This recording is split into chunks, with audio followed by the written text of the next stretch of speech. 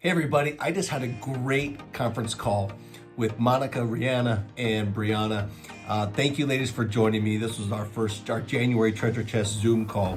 If you missed it, we're going to share this with you now, and we're going to do this the second Tuesday of every month in 2022. So feel free to jump in. But thanks ladies. We talked a lot about whatever they wanted to talk about, and it happened to be finances. So we talked a little bit about starting up a center, evaluating an expansion. We talked about profit and loss statements.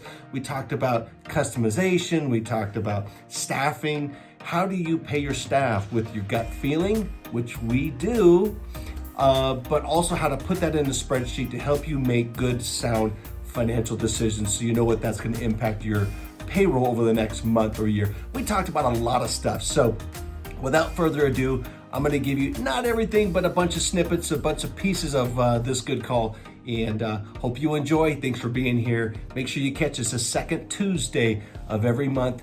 There's a Zoom invite. It'll be on our channel, be on our Facebook, in the Directors Network as well, and I'll put it in the link in this video here. And that's going to be at 11:30 Mountain Standard Time, 11:30 Mountain Standard Time. And if you can't make the whole meeting, that's okay. Someone was going out and serving snack, and someone had to change a diaper. So appreciate you.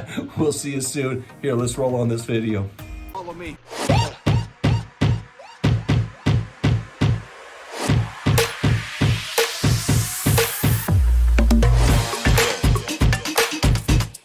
Then this is the channel for you. You go. It's pretty cool, huh? How do I pronounce you? Go ahead. No, How do I pronounce your name? It's Mariah, but the kids everybody calls me Raya. You got it. Sounds good. Well, listen, I'm gonna keep my eye on the waiting room in case some more people jump in here. But if not, we've got some one-on-one work to do, it looks like. How's that sound? That works for me. Just so you know, I might be intermittent in and out because we're down a teacher, so I'm in the classroom. Understand, no problem at all. No problem at all. Super. So, Raya, tell me a little bit about yourself. I have a small child care facility in Florida, and I've been doing this probably for the last I opened in 2017. And I have a lot of areas to grow in. I've been following you for a good minute. And so you always show different nuances of the business that I hadn't considered or really didn't know how to formulate, I guess, like just certain things like with stacking and ratio and all that kind of good stuff. But anyways, I've been in it since 2017. I left corporate. I have been in corporate for 17 years, and then decided to open up a facility because that's what I have been wanting to do. Yeah. So I'm just trying to get on my feet. Everything's been really good this year. So I'm trying to fine tune because I want to expand and open up another center. Okay. What size center do you have currently? It's 26 kids. 26. Okay. Mm-hmm. And how many classrooms do you have? 3. And break them down for me. 8, 7, and 11. 8, 7, and 11. Mm-hmm. And give me ages and staff. Okay, so I have 4 staff. The classroom with the ratio in the 8s, it's 2s and 3s. And then the 11 and the 7 class are BPK. And then we have our before and after school care program. And I have 8 kids there. Okay, the 11, you described it as what? VPK. It's the vocational pre-kindergarten, or basically where they get ready for kindergarten. Yeah. Down here. Yeah. You got it. And then the 7, you said that was before and after?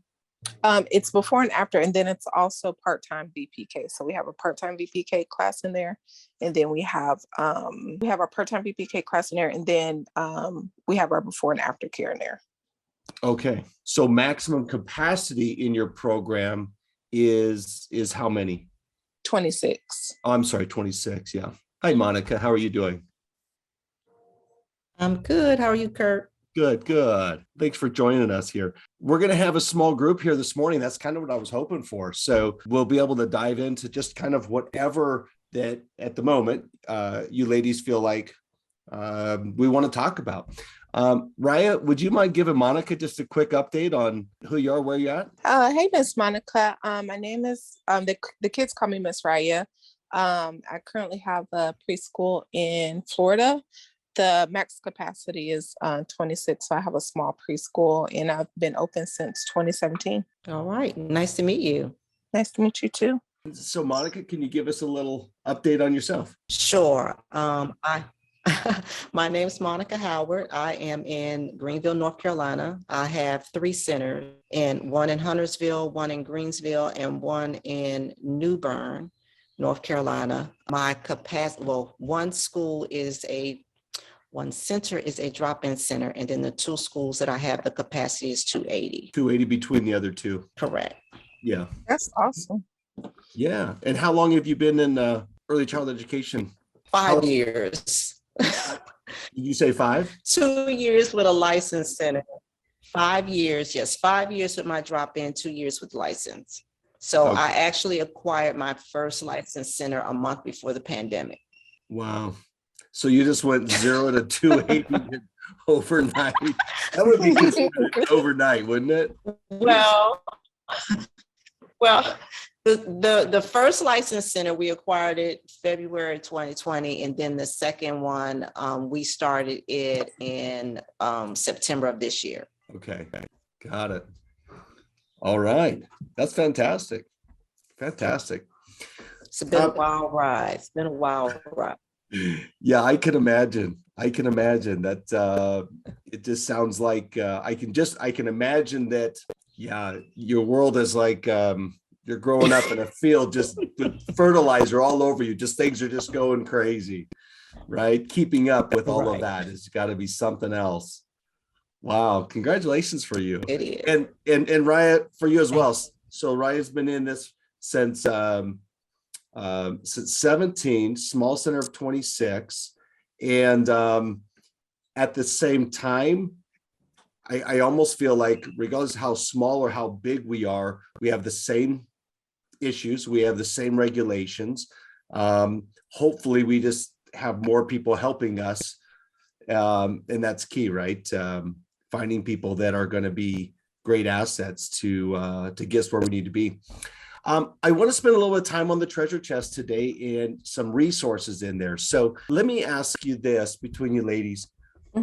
We could talk about the waiting list. We could talk about the CMT, which is our center management tool, or any other topic that is pressing right now. I just want to throw the ball at you ladies because we can go in whatever direction. I'm prepared to go left, right, or right down the middle of the road with you. Is there something that maybe the 2 of you might have in common that we could dive into first? I know for me, but I'm really kind of open. The waiting list thing is not really an issue for me, primarily because we are small and the area that we're in is kind of so, like, I have a huge waiting list and I use Google Forms to keep track with all of that. But mine is more so if just how to manage.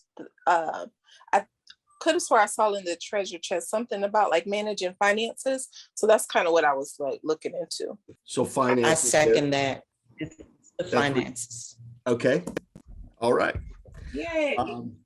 Well, let's dive into that. Here's what I'm going to do. I'm going to open up. I'm going to start by sharing my screen with you here. All right. Can you see my screen okay?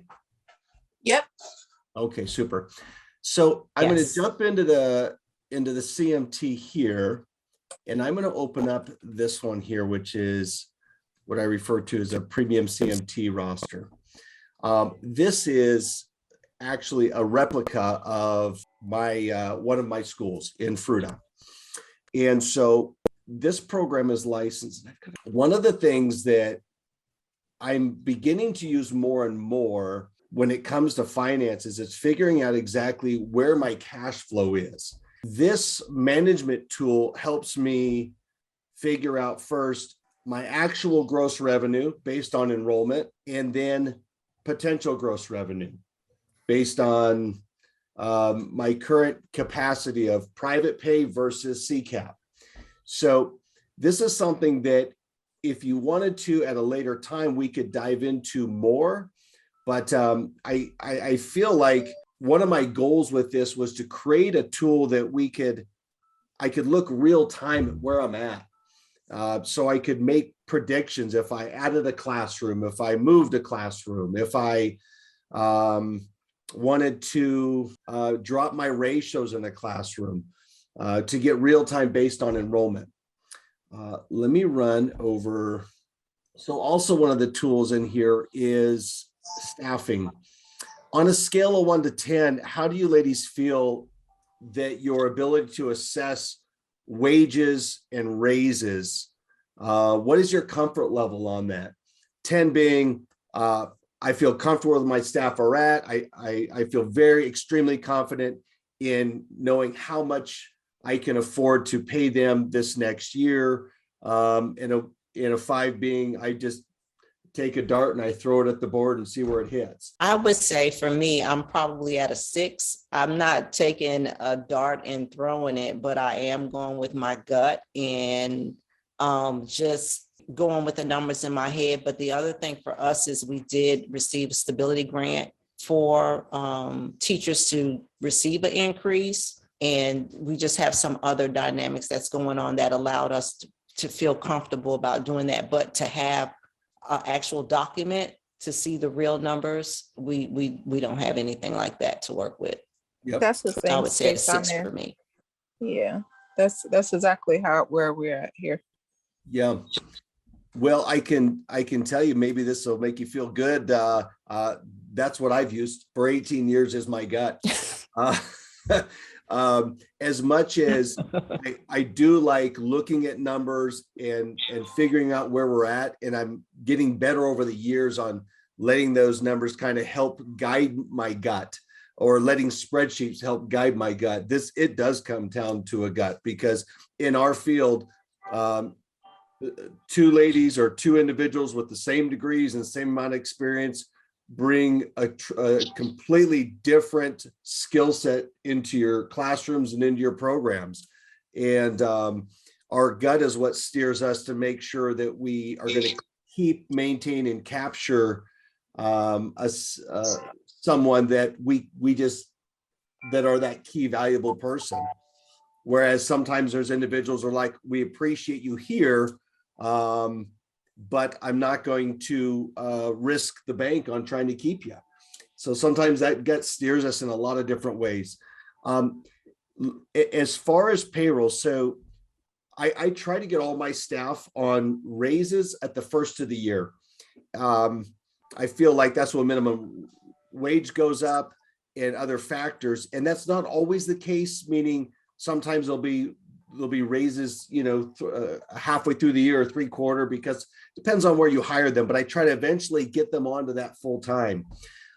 Here's what I used most recently. And this is in the CMT, it's under payroll review. And so you can plug your own staff into this. Let's just look at 3 classrooms. Do you want to spend a little bit of time on payroll for a minute? That's fine. Sure. Use 3 classrooms, and let's say we just have 2 staff in each classroom. We can go with 3. We can delete out some of these things. You can put their hours in there. Let's say you were looking at what they were making in 2021. Let's say Kermit was at 15. Let's say that Olaf was at 14. And your gut says, I need to give both of these ladies a raise, $1. They're both working 40 hours a week. So part of using Google Sheets, you got to learn a few different formulas. So I just had to fix that one right there. $1 raise tells me that last year that Kermit payroll is going to be $30,120 gross, assuming she worked 40 hours a week. And this is probably assuming at 251 days a year is what's in this formula up here. Last year's payroll, $30,120. This year's payroll, $32,128. So $1 basically cost me $2,000 a year for $1 raise is how I consider it with a full-time employee. Let's say that she's got a better offer somewhere else. And so you want to consider what $1.75 would be. So now I know that it's going to cost me an extra $3,500. So I like the idea of having gross revenue per classroom figured out. And then with our CMT, or even with a simple spreadsheet, you can figure out what the gross revenue or the estimated revenue is per classroom as well. I find that valuable. Questions on any of that? I would have loved to have seen this or had access to this when I just gave all of my staff a $2 raise. That would have helped me to really match that up against the increase that we were doing in general. So that would have given me a clearer picture on what the actual profit would have been off of the classroom after I've given the teachers raises. So I can see where this would have helped me quite a bit. Okay. Yeah. Thank you for sharing that. Thank you. Here's the other thing that I like is I'll take a document like this. I'm just going to duplicate this tab on the bottom here. And then I'm going to rename this tab. We're going to go payroll. I'm going to call this 1 through 10 payroll review. And then I'm going to take here and I'm going to take all of my staff and I'm going to just stack them up. Because let's say you built this based on your classrooms. And now I'm going to take these staff here. And just in my mind, I want to see who I'm paying what and who's getting paid the most. And I see that Bambi here's making $13.25. Let me move her up a bit. I see that Minnie's making $12.35. Let me move her down. And this is a real small cross section. Maybe I'm only looking at what, 8, 10, 12 staff, 2, 4, 6, 8 staff, excuse me. Let's throw a few more staff in there. So I have about 40 staff between our two centers. And I did this with all of them. And I ranked them from the highest paid to the lowest paid. Wage wise for my teachers, my highest paid was roughly $18.50. And then I had some 16s. I had some at 15. I had some at 14. I had some at $13.25. And what it allowed me to do sometimes is kind of look close at this and go, okay, Olaf here, I realize Olaf is getting paid 16, but my gut says that Patrick and Felix are really bringing a lot more to the table in our program. So then I've got to have this conversation with my gut and figure out, what am I going to do about that? Maybe for Olaf, I give Olaf a 75-cent raise, and maybe I do need to give that $2 raise to Patrick and Felix. And what does that look like if I do that? Well, that means Patrick slides up as a higher paid employee moving forward. And it aligns Felix and Olaf a little bit closer. So I like to look at it two ways, one from classroom by classroom, but then looking at your entire program and just kind of getting a feel of where everybody's at. And then of course, by doing this, I can look down here at, my total gross payroll. Here's what it was in 21. This actually should say, here would be my projected payroll for 2022, right? Which would be 249. Questions or thoughts on just a little bit of a realignment to kind of assess top to bottom where everybody's at? Is that helpful at all? Yeah, I like this. There is a profit and loss document, a tool inside the CMT here. Let's just take a peek at that for a minute. Real quick though, we had a couple others join us real quick. Could we just do a quick intro and welcome a couple other individuals here? Can you, you're welcome to show your screen if you can, just say hello. Who are you and where are you from? Sue and Northeast Pennsylvania. Northeast Pennsylvania, well, welcome. And Sue, what kind of a program are you involved in? Small child care center. Our enrollment is really low right now. We're sitting at about 39. Our capacity is 85. 39 out of 85. Okay. I'm glad you're talking about payroll. I missed jumping in on time. I had to deliver snack, but it is being recorded. So I'm going to jump back on later and watch from the beginning. Wonderful. Well, that's what we do, snack and toilets and teachers that are late there. This is our life. It's right. It's like getting through an interview without an interruption. Right. It never happened for me. So, well, welcome, Sue. And we have somebody else also jumped on from BAES Education. Are you able to jump in real quick? Hi, Thank Brianna. you so much. That was me that now I'm on my phone, but that was me on the desktop that requested that in the chat. Thank you. Yeah, absolutely. Sounds great. Sounds great. All right. Well, let's jump back into our payroll and kind of where we left off. But let me just explain what this tool is a little bit here. The idea behind the CMT is that it's a program where you can enroll a child on a Monday, Wednesday, Monday, Wednesday, Friday scenario, and know immediately what that is going to mean at the end of the year. That's what I'm hoping to get to with all of these different tools, is because we are so busy, we are doing snack, we are filling in for classrooms. This tool is designed so that you can just manage your classrooms, you can manage your enrollment. And one of the many things it would do is let you know how that's going to affect your gross revenue for each classroom, how it's going to affect your gross revenue for the year. The profit and loss that I was just looking at here, again, is a scenario where you can modify the different categories to fit your own profit and loss accounting and bookkeeping. This is just an example.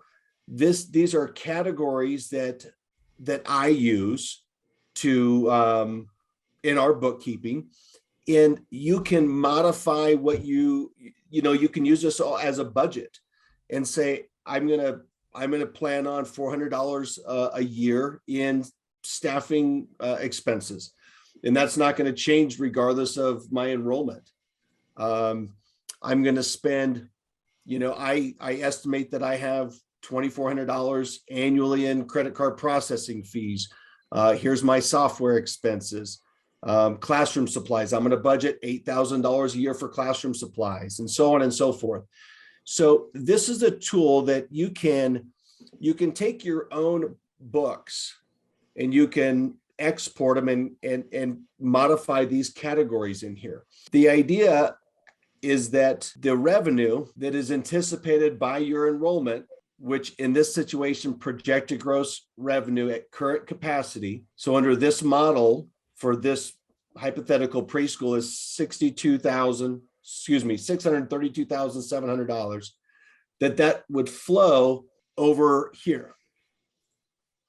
And so based on 100% enrollment, 90% enrollment, 80% and 70%. So if you're at 39 out of 85, we're at what, 45% enrollment. We're going to be able to know where we need to get to in order to break even.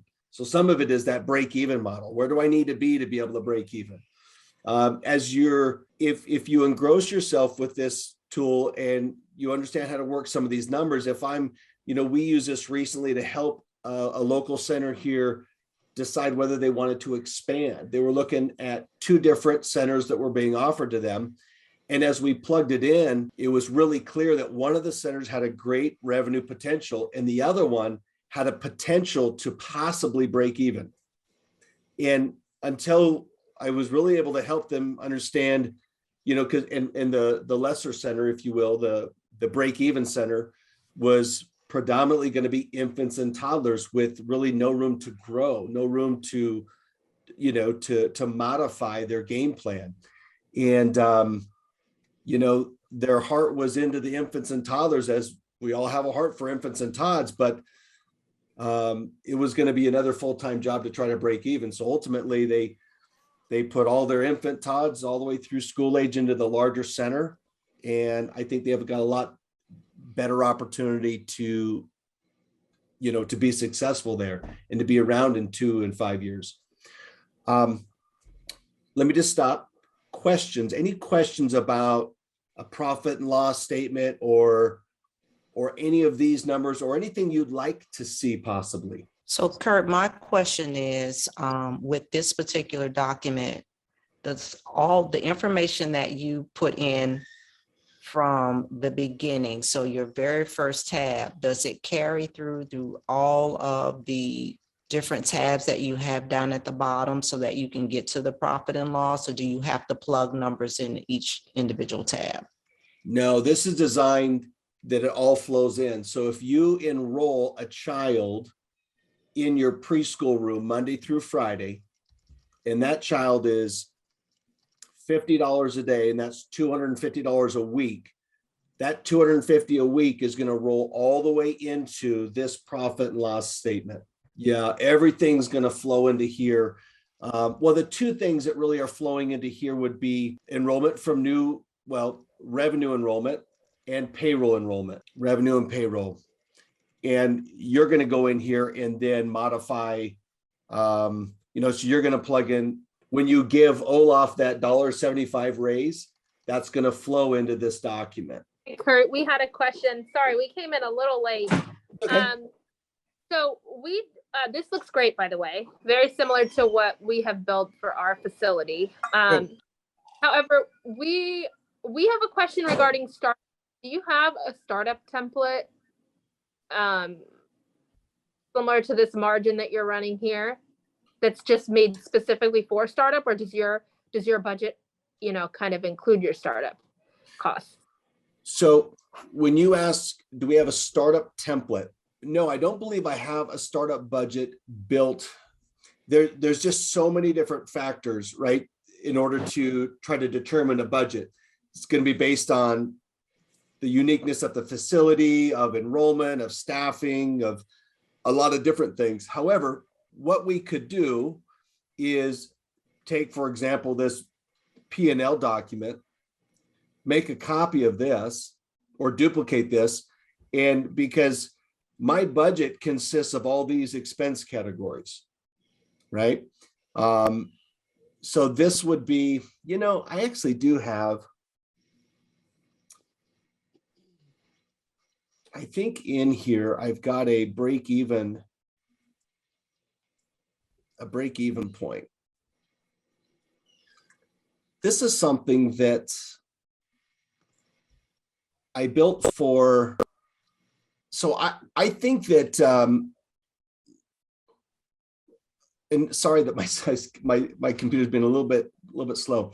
I feel like you could take this type of a document here for a beginning, because you could, so we call this a break-even point. We were trying to figure out a hypothetical program and what it would take to break even. So this would be a good starting place, possibly. It would not be a detailed budget, because you're going to have all kinds of micro expenses under capital improvements or under supplies or what have you. But let's say you have 10 infants and you have 10 toddlers and you have 23-year-olds and 24-year-olds and you have 15 before and after school agers. So all of these formulas are designed to work with that capacity. And I think this also added that up for us. So that's updated. Here is an example of payroll expenses. So again, this was, I kind of put some disclaimers in here that this was designed on the concept of a center with 60 to 70 children. So I would refer to that as a medium-sized center, not large, not small. And this was based on scenarios that I extracted from one of my centers, our primary or our first center in Fruta. Had examples of payroll expenses, examples of percentages. This is percentages as compared to revenue, how much we spend on food, utilities, insurance. So these would be good expenses here to get you started in terms of a budget. I think that I would want to go a little bit further and probably use this P&L to try to figure out what you think your expenses might be. And you could utilize this based on a program somewhere between probably 65 and maybe 75, 65 and 80 kids. Does that help at all as far as getting you started? And maybe that's something that that I'd be happy to spend a little time on, trying to find that budget. Yeah, no, that's very helpful. That's pretty much everything you had stated as already what we have. I just wanted to see if maybe we were missing anything, but it looks like pretty much covered what you've covered. So that's really helpful. Thank you so much. Sure, you bet. Questions, comments? So Kurt, if we wanted to utilize all of your documents that you have set up, would you or someone on your team work with us to help customize them to our center or show us, because you talked about formulas. So is that something that you would help with? Or is that something that we need to school ourselves on, making sure we understand how the formulas should be set up? Both. So yes, we can help to customize that. I think that finding that starting point, we create a customized document on our website. So there's a customization form right here. And the hope in this, and this will walk you through there, is to be able to understand how many classrooms you have, how many staff you have in each classroom, what age those kids are. If you have a color coordination for your classroom, we can kind of get you a good head start. So you're looking at that, and if you have names for your classrooms. So to customize your center and get that up and looking like, hey, this looks like our program. I think we have a $99 charge to do that customization, and we'll get it as close as we can based on all the information that we have from you. As far as learning more about the formulas and how to double check some of, because you're gonna have to school yourself a little bit. And one of the things that I will do is continue to find some of those videos and create some playlists as well. I got bored after 20 years out of being out of school. So I went back to college for a semester and took some Excel classes. And number one, I wasn't bored anymore. That semester was enough for me. And but I really learned a lot of simple tools within Excel, which carries right over to Google Sheets, so that you can understand how to automatically add some columns, how to add this one, and that one. Those are all done for you in this tool, but definitely some homeschooling is going to be helpful as well. And the other thing too is that what I'm looking for is to partner with some programs to help me learn how to better help you. And so I'm willing to invest some of my time also in your program to do some customization work as well. You're welcome. My parents never really talked to me a lot about short answers. So other questions, comments, or thoughts anybody has? And sounds like this is a good topic to stick on when it comes to revenue and figuring out where you're at, where you'll end up at the end of the year. Because I can tell you, as you're formulating your questions, that I spent so many years doing my book so I could pay my taxes. And that's backwards from a business owner. And as childcare business owners, we are just so tasked with so many different things that our programs rely on us on. And with that, our heart still pulls us into the classroom, where I can speak for probably all of us. We would rather just go in and play with some toddlers for a few minutes and go talk to some preschoolers and say, wow, look, I see you put red and yellow and green in your drawing there. I can't wait to see what you're going to do next. I enjoy that more than most any part of managing my business. So the hope is that I can learn how to help simplify some of that process, not from an accountant's standpoint. I'm not an accountant, but from a standpoint of, hey, if I can help others manage their center, manage their classrooms, and plug in some customization, can it give them some guidance so that we're not just doing our books to pay our taxes, but we're looking at our books to help us make better business decisions, because that's what we should be doing with these numbers. They should be driving payroll. You may have not realized, hey, we've got an extra 20,000 in there. We could actually take raises from 50 to $1.50 to 75 cents to $2.25. And I have the room to do that, because that's going to help my staff. That's going to help my classroom. So that's my passion is to be able to look at numbers so it can help me make good decisions. And as busy as we are, That's a big challenge in any business. Thank you so much, Kurt. We had another question. I think the biggest thing, and you probably got this when you guys were opening up your first center, I guess depending on where you were. The biggest question we keep getting is, we're in the actually startup processing of the process, is how much determining the need. So narrowing that number of how much of a loan we're going to need to take out. Obviously, you can't give us that answer, but that's kind of just, I guess, the process of coming up with that number is, what we've been stressing. Yeah. So there's going to be so much information that's going to help you determine that, right? Before you jumped on the call, Brian, we were talking about how we make some of our wage decisions, and we all agreed we all use our gut primarily. It's not based on spreadsheets. It's not based on data. It's like, I feel like I can do this, and that's probably not good business or financial advice, but it's the reality of how a lot of us make a lot of our decisions. I feel like coming back to the startup template, an idea of creating a tool where you go, okay, how much do you think you're going to be using annually? What are you going to need in the first month? What are you going to need in the first 3 months? And how many kids do you need to enroll in order to get there? How much loan do you need to be able to satisfy those? So, I've worked up those kind of tools in the past.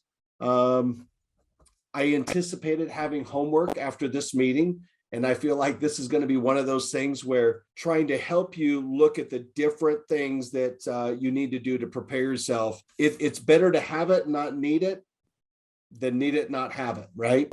And so when it comes to loan amounts as a general, I would try to shoot for the moon, because if you don't borrow against it, it's not costing you other than, maybe a little bit more in an origination fee.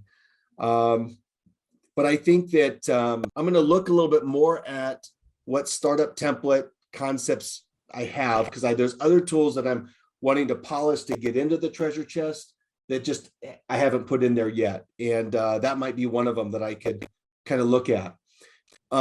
Is there some questions you have specifically about trying to figure out what those costs are that we could chat about? No, not necessarily. We've kind of, and we've already submitted our, business plan for review, but it's good. there again. We just left that kind of to be determined for building costs, rent or any other kind of renovations, depending on location. So, and there again, it depends on, what you aren't approved for. That's also going to determine your location. So, no. The other couple things are, of course, applying for business loan, whether it's a small business administration, you're applying there through. Make sure you're talking to your local early childhood councils. There's so many grants right now for startups. So just make sure you've got someone that's on your side in that department. I spoke about this a while back, not today, but about the state of Colorado providing, up to a 50% match on construction costs for expanding businesses. And it wasn't just limited to childcare. And so look at the local, look at the state levels for that. The other thing that I think about when it comes to cash flow, and I spoke about this in one of the how-to series, I actually just watched a snippet of it the other day, but I was talking about pre-selling spots in your program. So once you get closer and you feel like you have the ability to pick a startup date, right? Let's say that startup date's going to be March 1st, just hypothetical. At some point in time, when you feel confident that you're going to be able to open your door within a specific date, give or take a week, okay, I would start pre-selling slots in your program. And I would have maybe a receipt / contract, very simple, but just says, explaining that this tuition is 100% refundable if we don't meet our startup date of March 1st, give or take a week. And you take all of that money and you put it in the bank, and you put it specifically in your business savings account, and you don't spend it. You don't spend it. And that's the key but that's there for that startup. That's there to help start covering payroll. It's there to get those commitments from families that, hey, okay, we're going to be there. Now, let's say you're 2 weeks, you were looking at March 1st and you say, hey, if we don't, it's 100% refundable if we don't open up within a week before or after, and you open up 3 weeks after. That doesn't mean they're all going to run away. What it means is, some of them are like, it's okay. We'll wait an extra week or two to jump in your program. But I feel like you can pre-sell. It's like selling tickets to a concert, but it allows you to kind of start building your classrooms and knowing that you've got some revenue up front and you've got some future revenue. The other thing that I think about when I was thinking about the startup part is I used to give at the very beginning, I would give my families a 10% discount for paying a year in advance, tuition a year in advance. So let's say that a child is at $50. We're open, let's just say 250. So 250 days times $50 is $12,500. Okay. Times 10%, I'd give them $1,250 discount if they wrote me a check for a year's tuition. That's a big discount. And if you think about that, you can actually break it backwards and figure out how much you're paying in interest, because you're really borrowing that money up front, even from your parents. But that's another way that was successful for me for kind of startup money. Okay. And I did a 5% discount if they paid 6 months in advance. And only a handful of parents did it. But that handful at the beginning, 18 years ago when we started, that would write that check for $4,000 or $5,000 or $6,000 was like, oh my goodness, it was a payroll blessing. And be careful. You always want to be careful how much you're borrowing, right? Because you got to pay it back at some point. But in this case, it was a discount. So that money that you lost, unless you're at 100% capacity, may really not have cost you a thing. That money that you discounted, that $1,250, if your infant room is at 10, licensed for 10, and you were only able to enroll 8, and you gave one of them a discount, are you really losing anything? I mean, you're not turning anybody away. You still have room to enroll more kids. You gave them a little bit of a discount, but it's a pretty good resource for us. And then at one point, I said, no more. I grandfathered those in, and then I did not offer that. So that's not in our handbook, hasn't been for 10 years or more. So there's ways out there to be of some creative financing. Anything else? I know that you said you use this tool. You use this tool to help a local center decide if they wanted to purchase one center over another. Right. Do you have anything in your templates that helps with expansion, how to determine when you're ready to expand as a childcare owner? So Monica, you have 3 centers. 2 of those centers, a capacity at 280. One of them you said is a drop-in center. More like, is it like at a gym or at a hospital or medical complex? Is that what that looks like? It's in a shopping mall or a strip mall that has restaurants, Targets, Lowe's, that kind of Okay. thing. So the children can stay up to a max of 4 hours. Okay. Got it. And so, And we have extended hours. you have extended hours. Okay. After that 4. Well, extended hours in terms of the time that we're open. So we're open Monday through Friday till 9 p.m. and Friday and Saturday till 11 p.m. So for like date nights, appointments, nail appointment, hair appointment, things that you wouldn't bring your kids to, Yeah. is what our facility is set up for. Got it. Let me answer the question like this. If I were looking at opening up another center, I would want to take this tool, the CMT, and I would take it and I would make a copy of it, and I would call it new venture. And then I would figure out how many classrooms we have. I'd figure out how many kids I'm going to have in each classroom, how many staff I'm going to be needing, what I might be paying those staff. And I would use this to then help guide me as to whether this looks like it's going to be a good option or not. Is it going to be profitable? How profitable is it going to be? Yeah, I think so. Lesson learned for me is I don't want to start from scratch anymore. I just want to acquire centers. I think it's better when you have staff and children already there. So the profit and loss sheet, is that the one that you would just use and try to get as much information as you could from the current owner to determine what the profit and loss is on the center, or you would recommend that we use in addition to the profit and loss?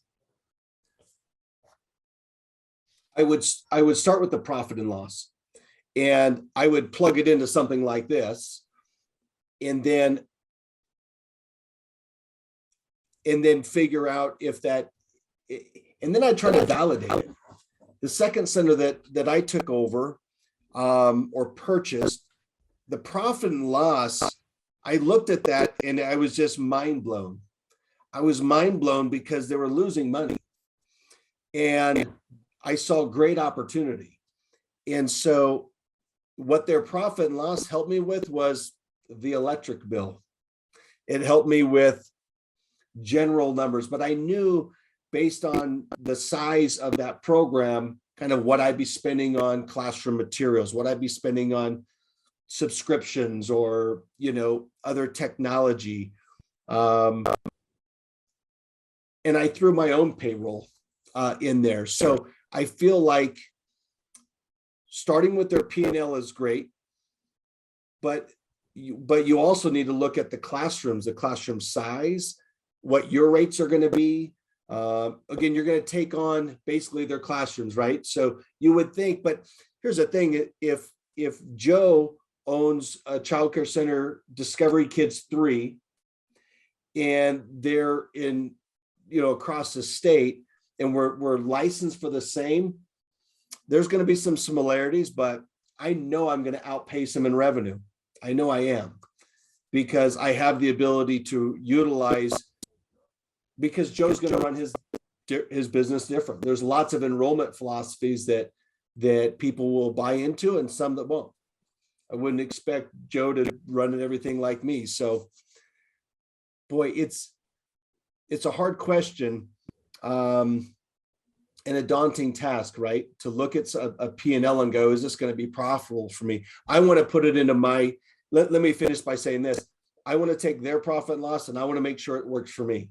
I want to see what I can do with it. I want to look at how I would manage. So that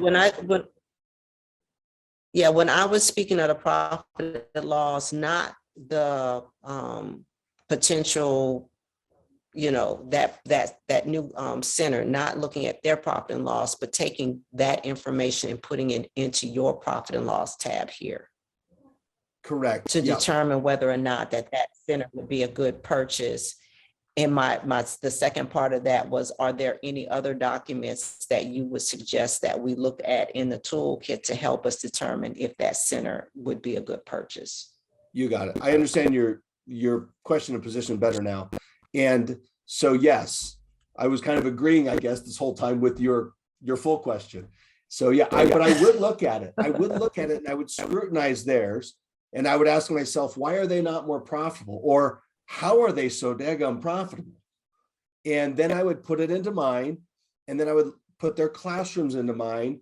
So I go, well, here's what I think I can do with this. I think I could generate more revenue than what they're showing. And then I'm going to look at all the other factors, right? Demographics, all of those kinds of things, their staff and payroll. I mean, the way these, there's no rhyme or reason for some childcare payroll that I've seen. The more and more I talk to people, their gut makes them do all kinds of crazy things.